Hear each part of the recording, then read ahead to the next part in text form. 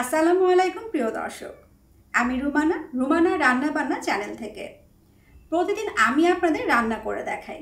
আজকে রান্না করে দেখাবে আমার রান্নার চ্যানেলের খুব বড় একজন ভক্ত এবং আমার রান্নার গ্রুপের সক্রিয় সদস্য মুন্না ভাই। আসসালামু আলাইকুম। রান্না দেখাবে, তবে তার আগে বলে নিই মুন্না ভাইয়ের কিন্তু আরও একটা পরিচয় আছে। কিছুদিন আগে জাতীয় ভর্তা প্রতিযোগিতায় মুন্না ভাই কিন্তু উইনার হয়েছেন, দ্বিতীয় পজিশন পেয়েছিল, তাই না? জি। ভর্তা সিম্পল একটা জিনিস, কিন্তু ভর্তা বানিয়েও যে জিতা যায় সেটা কিন্তু মুন্না ভাই দেখিয়ে দিয়েছে। তো রান্না দেখবো, তার আগে একটু কথা বলি। জব করছো? জি। কোথায়? শহীদ তাজউদ্দিন আহমেদ মেডিকেল কলেজে স্টুডেন্ট সেকশনের দায়িত্বে আছি। আচ্ছা, অনেক বড় একটা দায়িত্ব। তো এই যে জব আবার পাশাপাশি রান্না, কষ্ট হয় না? আসলে রান্নাটা তো শখের বশে করা হয়, আর প্রতিদিন করা হয় না, প্রতিদিন করা হয়, ছুটি ছাটায় এরকম ভালো লাগা থেকে করা হয়। আচ্ছা, কবে থেকে রান্না করো, মানে কত বছর বয়স থেকে?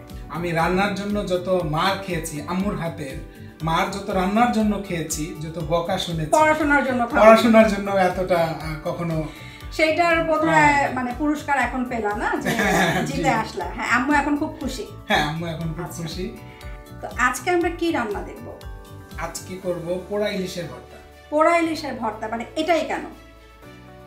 এটা জাতীয় পর্যায়ে ভর্তা প্রতিযোগিতা হলো এবং আমি যে ভর্তা প্রতিযোগিতায় দ্বিতীয় হলাম, তো এটা আমার একটা ভালো লাগা, ভালোবাসার একটা আইটেম হয়ে দাঁড়িয়েছে। এই ভর্তাটা করে তুমি দ্বিতীয় হয়েছো, তাই তো? আচ্ছা আচ্ছা, সেই জন্য আজকে এটা।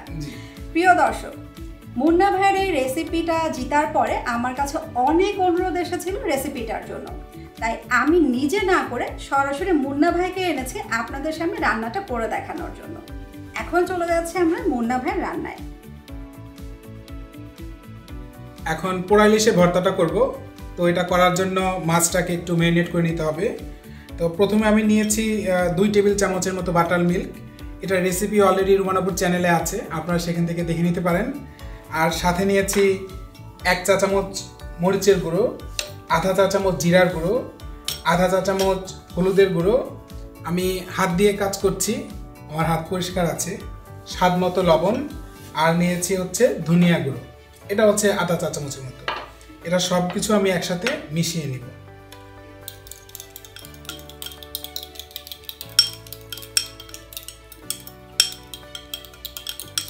এখন এই মাছটার সাথে মাছটা এই মিশানো মশলা দিয়ে ভালো করে ম্যারিনেট করে দিতে হবে।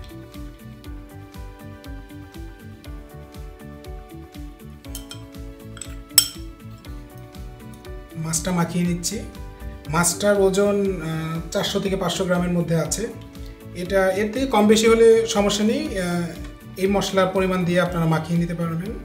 আর চেষ্টা করবেন যে এই 500 গ্রাম মানে আধা কেজির ওজনের মাছ দিয়ে করার জন্য চেষ্টা করবেন হাত দিয়ে মাখানোর জন্য, তাতে করে ম্যারিনেশনটা ভালো হবে। আর খাবার তো একটা ফিল করার বিষয়, তো এখানে হাতের ব্যবহারটা করার চেষ্টা করবেন। অবশ্যই হাতটা পরিষ্কার করে ধুয়ে তারপরে ব্যবহার করবেন। এভাবে আমরা মাখিয়ে রাখবো 10 মিনিট। তারপরে আমরা উপরে একটু সরিষার তেল মাখিয়ে নেব। 10 মিনিট হয়ে গেছে। এখন আমরা একটু সরষের তেল মাখিয়ে নিব, আনুমানিক 1-2 চা চামচ, পছন্দ মতো দেওয়া যায়, তবে অল্প একটু করে দিলেই বেশি ভালো, মাছের ময়েশ্চারটা ভালো থাকবে।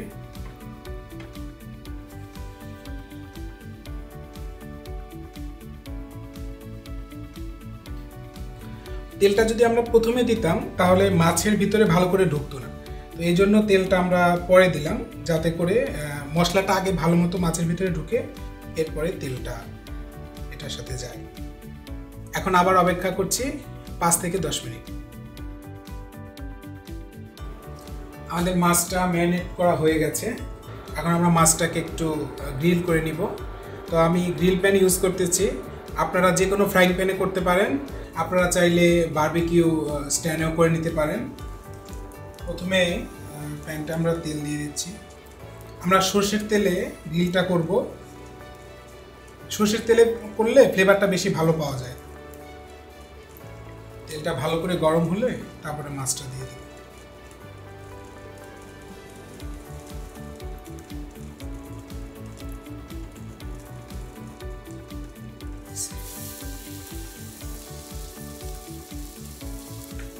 মাছটা দেওয়ার পরেই আমরা মাছের উপরে একটু তেল ব্রাশ করে দিব, যাতে করে মাছটার উপরটা ড্রাই না হয়ে যায়।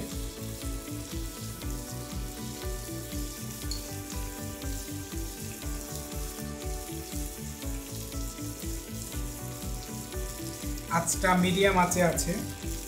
ইলিশ মাছ ভাজতে তো বেশি একটা সময় লাগে না, এক পাশ 3-4 মিনিট করে ভাজলেই হয়ে যাবে। আমরা সুন্দর দেখানোর জন্য আস্ত ইলিশ মাছ নিয়েছি, আপনারা চাইলে টুকরো মাছ দিয়েও এটা করতে পারবেন। এক পাশ হয়ে গেছে, এখন আমরা মাছটা উল্টে দিব।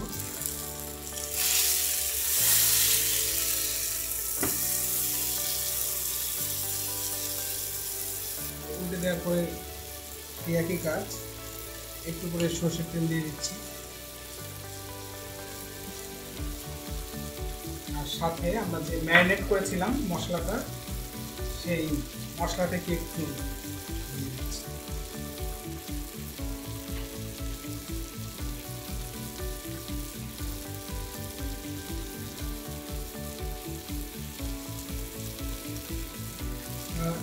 প্যানের সাইডে যে তেলগুলো আছে সেটাও নিয়ে আমরা এভাবে মাছের উপরে দিয়ে দিব।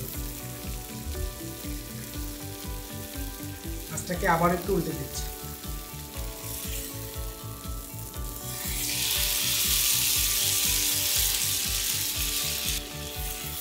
এ পর্যায়ে এসে আমরা আর কাঁচা মশলাটা দিব না, আমরা এই প্যানের চতুর্পাশে যে তেলটা আছে, এই তেল মশলা যেটা আছে এটাই আমরা দিব।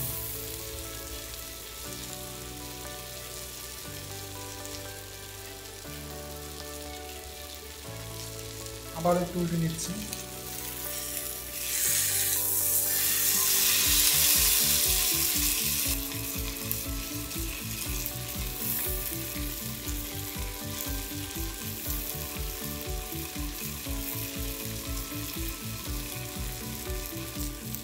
মাছটা হয়ে গেছে, এখন মাছটাকে তুলে নিব এবং ঠান্ডা করে নেব। আমাদের মাছটা হয়ে গেছে, এখন আমরা একটু ওই তেলেই পেঁয়াজটা ভেজে নিব। তার জন্য অল্প একটু কালো জিরা দিচ্ছি, জাস্ট একটু ফ্লেভারের জন্য। কালো জিরাটা একটু ফুটে উঠলেই কালো জিরার একটা সুন্দর ফ্লেভার পাচ্ছি। এখন পেঁয়াজটা দিয়ে দিব। এখানে প্রায় হাফ কাপের মতো পেঁয়াজ কুচি আছে। পেঁয়াজটা ভেজে নিলে ভর্তাটা অনেকক্ষণ রেখে খেতে পারবেন, নাহলে দেখা যায় গরমের সময় অনেক সময় ভর্তাটা একটু গন্ধ হয়ে যায়।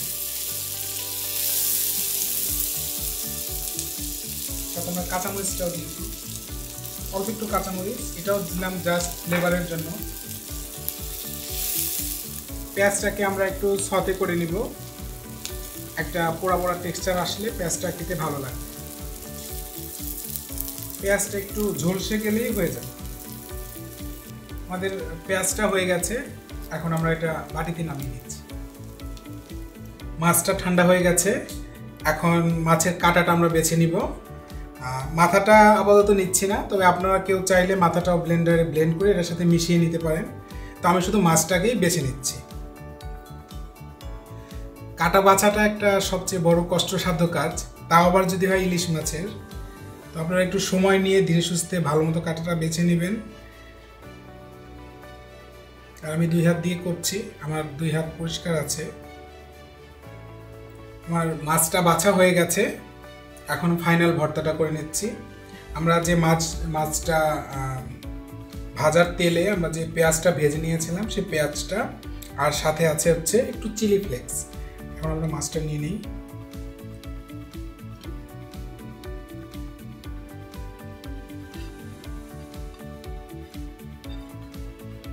সবকিছু একসাথে ভালো করে মাখিয়ে নেব।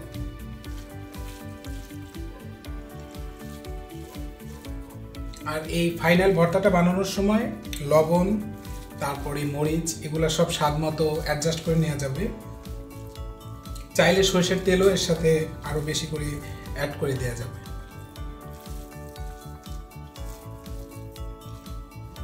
ভর্তাটা মাখা হয়ে গেছে, এখন সাজিয়ে পরিবেশন করে দিচ্ছি। ভর্তাটা আমি মাত্র টেস্ট করলাম, অসাধারণ একটা টেস্ট। দেখেন খুব সিম্পল একটা ভর্তা, ইলিশ মাছের পোড়া ভর্তা। জাস্ট দু একটা উপকরণ মুন্না ভাই চেঞ্জ করে দিয়েছে, ভর্তার টেস্টটাই একদম চেঞ্জ হয়ে গেল। বাটার মিল্ক আর কালো জিরার ফোড়ন, এই দুটাই কিন্তু মুন্না ভাইকে হেল্প করেছে ভর্তা প্রতিযোগিতায় একটা স্থান পাওয়ার জন্য। আর যে যে উপকরণগুলো ব্যবহার করলো সব কিছুই কিন্তু আমাদের বাসায় থাকে। তো এখন চটপট নিশ্চয়ই আপনারাও মুন্না ভাইয়ের ভর্তাটা ট্রাই করবেন। এই যে তুমি রান্না নিয়ে জিতলা বা ওই যে ভর্তা করে জিতলা, ভবিষ্যৎ প্ল্যান কি? রান্না নিয়ে কোনো প্ল্যান আছে? প্রথমে ওভাবে ছিল না, তো এই প্রতিযোগিতায় জেতার পর থেকে একটা ইচ্ছা আছে যে কনফিডেন্স লেভেলটা বেড়ে গেছে যে আমি যে রান্না করি রান্নাটা ভালো এবং এটা অবশ্যই মানুষ গ্রহণ করবে। তো এই জন্য আমি চিন্তা করতেছি যে বাঙালি যে রান্নাগুলো আছে, যেমন আমরা আপনার চ্যানেলে দেখি আপনি বাঙালি রান্নাগুলো খুব সুন্দর করে তুলে ধরতেছেন, ঐতিহ্যবাহী রান্নাগুলোকে আমাদের কাছে পৌঁছে দিচ্ছেন।